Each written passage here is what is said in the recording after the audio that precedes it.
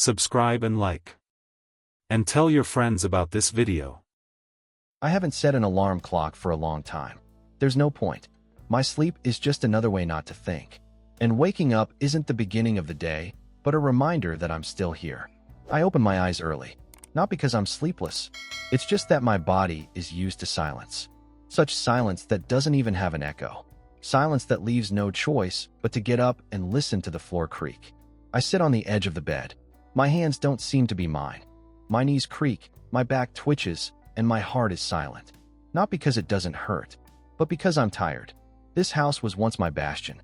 I built it myself, brick by brick. The walls still remember my hands.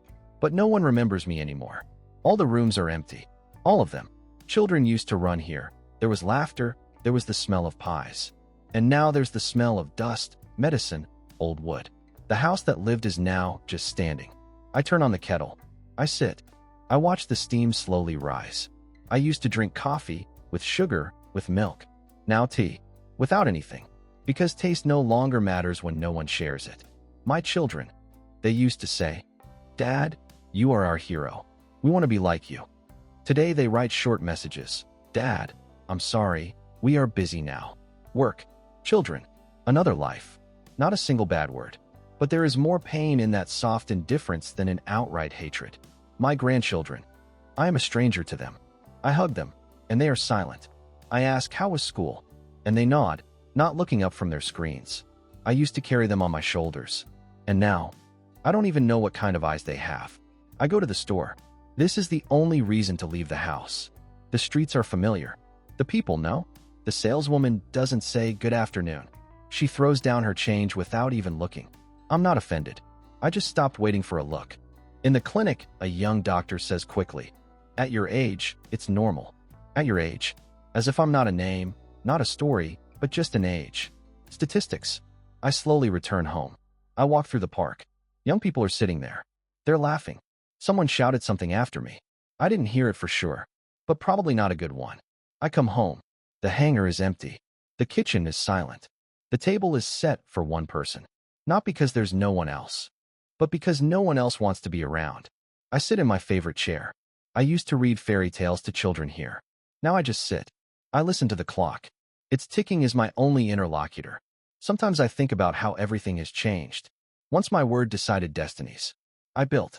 I saved. I taught. And now I'm silent. Because there's no one to talk to. And you know, the scariest thing is not death.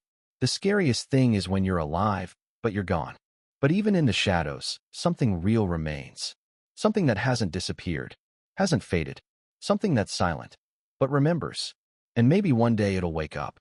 My past doesn't smell like mothballs and doesn't lie in an album. It lives in me. It breathes. Sometimes it whispers at night when the clock stops ticking. I wasn't born with a spoon in my mouth. My father died early. My mother pulled everything by herself. At 16, I worked in construction with my hands, without pity for myself. There was hunger, there were calluses, there was anger. But even more, there was a dream. I didn't want to be weak. I wanted to have a voice. Wait. And I fought. Step by step. The first small business was freight transportation. An old ZIL, a leaky garage, debts, deceived partners. But I didn't give up. Because I knew. Either I would win or I would be trampled. Over the years, acquaintances appeared. People began to listen. I was never a swindler.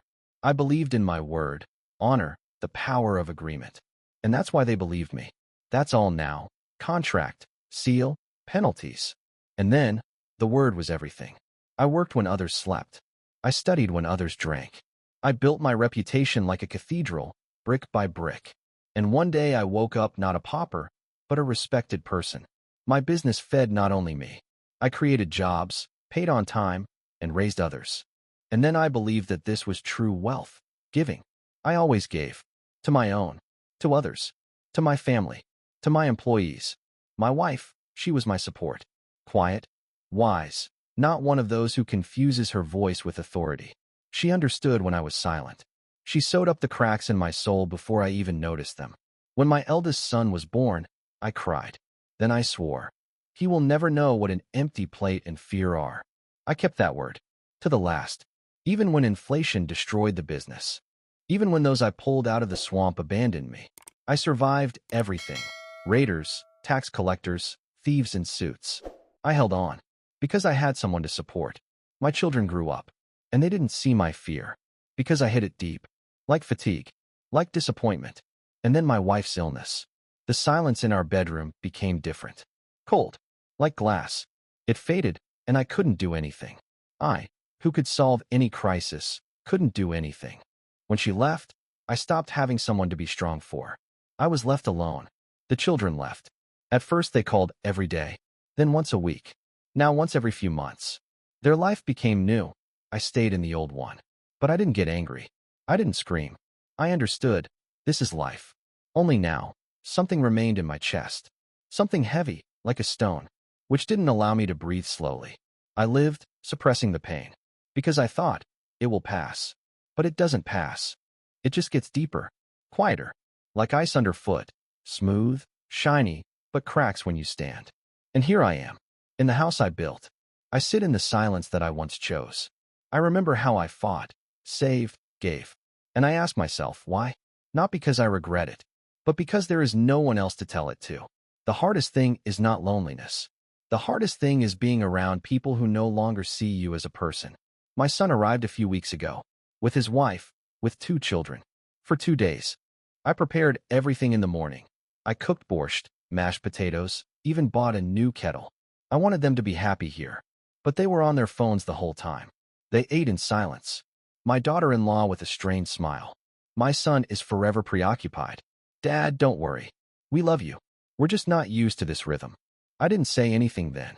I just cleared the table.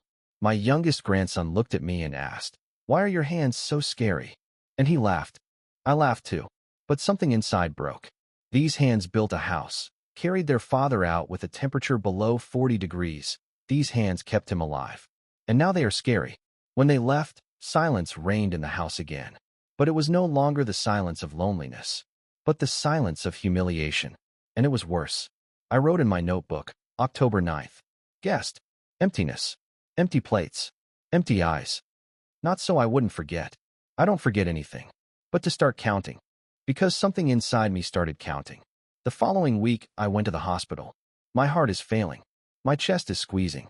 But that's no longer news. I sit in line, waiting. When I go in, the doctor doesn't even come back. He's poking at his computer like a machine gun.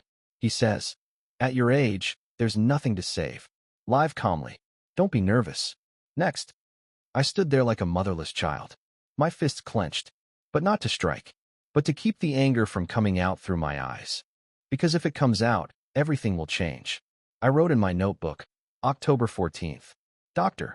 Indifference. Doesn't see me. But I remember him. A few days later, I went to the market. I wanted to buy apples. The packages tore. The fruits rolled on the ground. I knelt down to collect them. 2 teenagers passed by. One whispered to the other, "Look how the frog collects broken money." And they laughed. I didn't raise my head. Not because I couldn't, but because if I had looked, I wouldn't have been able to contain what was ripening inside me. The entry in my diary, October 18th. Street. Apples. Laughter. They think I'm the end, but they don't know where it all begins. That evening I sat in the dark. I didn't turn on the light. I drank bitter tea, and I listened to the old house breathing in unison with me. The silence no longer seemed dead to me. It was pulsating. It listened. She waited. And something was maturing in me. Slowly. Coldly. Clearly. It wasn't anger. It wasn't revenge. It was understanding. Understanding that the time to play by someone else's rules was over. I remembered everything. Who didn't help whom? Who mocked? Who threw? Who pretended not to see? Who looked into my eyes and betrayed? And I started writing. Names. Dates. Places. Behavior. Vulnerable points. I wasn't going to beat them. I was going to show them myself. The one they never knew. Not a father. Not a grandfather. Not an old man. But a man who once raised empires. And now would raise the game. I didn't want to go out that day. But the bread ran out. And tea. And peace. I slowly got myself together. I put on my coat, which still remembers my wife's hand. She sewed it on her shoulders, saying that it will come in handy again. I went out into the gray, rainy street. It was a weekday. There were a lot of people at the bus stop. The bus was delayed. I stood with a package, leaning on a cane. The wind was howling. I tried to keep my balance. Nearby were three guys. Young, loud. Music from the phone, jokes, cigarettes. One looked at me, whispered something to the other. And suddenly, "Grandpa, hold on better, or you'll fall apart right now." Laughter. Public. Someone nearby snorted. I didn't answer anything. I stood there, clutching my cane. "Can I help you?" shouted another. "Should I call an exorcist?" And then my package tore. Bread, pasta, an apple. Everything rolled under my feet. I leaned over and heard someone say quietly, "Oh, resurrection. He's still moving." I said nothing, not out of weakness, but out of complete understanding. I slowly got to my knees. I picked apples with my hands and thought. Everyone around me saw the old man rescuing something from the bag, but no one saw that something new was being born inside him. Something deep, cold, soulless. It wasn't anger, not resentment. It was clarity. That night, I didn't sleep. I turned off the light. I sat in a chair. I listened to the darkness. It spoke to me. I took out an old folder, made of leather, dusty, old like me. It contained names, contacts, connections, the past. In this silence, I remembered those who once owed me. A former partner who stole money. A local official who once threatened me with checks. A former family friend who seduced my daughter-in-law. Even a neighbor who had been gossiping for years that I was a devil with money. I remembered how to talk to them. I remembered the tone, the look, the position. I don't need to punish them. I need to show them myself. I started to make a plan. Not revenge, but a play, where everyone will get their part. And I'm the director. First, the medical institution. The doctor who humiliated me. Tomorrow, the inspector will come to him, my old acquaintance from the days when I had connections in the administration. He won't remember me, but he will remember the consequences. The second is his son. His company receives investments from a fund managed by my former partner.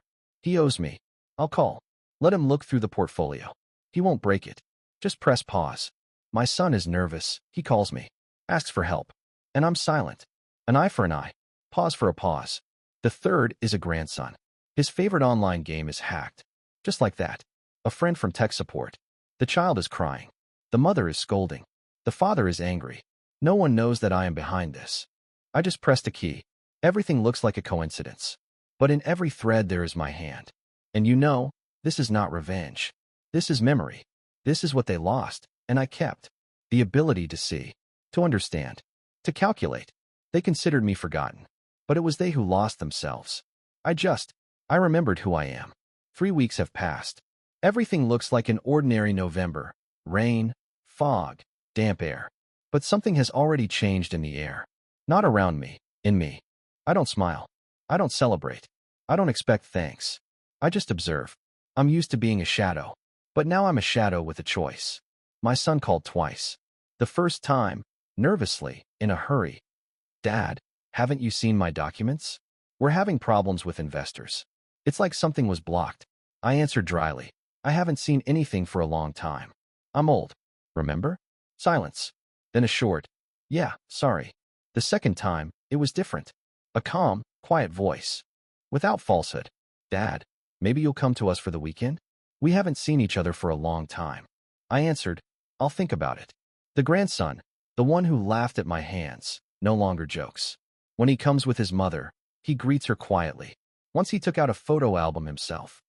"Grandpa, who is that with you in the photo?" For the first time, a look in the eyes. For the first time, interest, not duty. That doctor no longer looks past. Met on the street. Stopped. Said, "Sorry about that time. It was a difficult day." You're right. A person is not an age. I nodded, without a smile, but with respect. Because even a stone can resonate if you speak to it not with your fist, but with your voice. My game was quiet. I didn't destroy anyone. I didn't humiliate anyone. I didn't hit anyone. I just reminded. Reminding is the worst of punishments. Because it doesn't happen once. It appears every time you look in the mirror. Today I'm sitting in the same chair, with the same tea, in the same house. But something is different. It no longer seems cold. Because in every corner is my peace. I'm not expecting guests. But if they come, I will meet them. And not because I want their warmth, but because I am a source of warmth. Once I was made a shadow, but now I am a person whom even shadows bypass slowly, with respect. The story is not about revenge. It is about memory. about the fact that old age is not weakness, but a diamond that has been polished for a long time by years, losses, and work, about the fact that the one who is not heard is not always silent, and when he speaks, the world will change. I am not a saint, and not an executioner. I am an old man named Adam, and if they ask me again, "Who are you?" I will answer simply, "I am the one you did not break."